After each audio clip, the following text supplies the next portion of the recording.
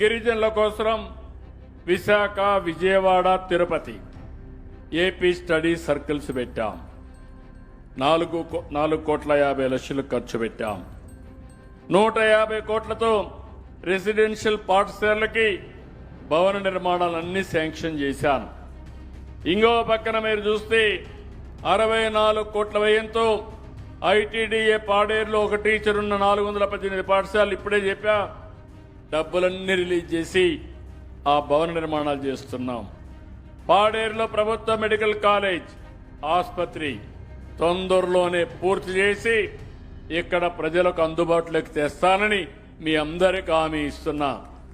ఇదే కాకుండా ITDA రంపచోడవరంలోని why Ramavaram మండలాన్ని 2 మండలాలు చేయమని కోరారు. నిన్నే కేబినెట్ నిర్ణయం తీసుకున్నాం. తొందరలోనే అమల్లోకి వస్తుందని చెప్పి కూడా హామీ ఇస్తున్నాను.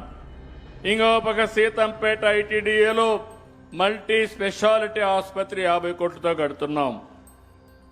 ఐటీడీఏ పార్వతీపురంలో 50 కోట్లతో ఇంకొక హాస్పిటల్ కడుతున్నాం. రంపచోడవరంలో ఐటీడీఏ 50 కోట్లతో మల్టీ స్పెషాలిటీ ఆసుపత్రి కడుతున్నాం. కేఆర్ పురంలో 50 కోట్లతో ఇంకొక మల్టీ స్పెషాలిటీ ఆసుపత్రి కడుతున్నాం. కడాన శ్రీశైలంలో కూడా ఐటీడీఏ పరిధిలో మల్టీ స్పెషాలిటీ హాస్పిటల్ కడుతున్నామని చెప్పి కూడా నేను మీకు తెలియజేస్తున్నా.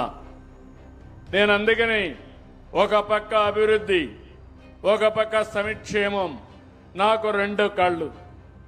అభివృద్ధి లేకపోతే సంపద రాదు.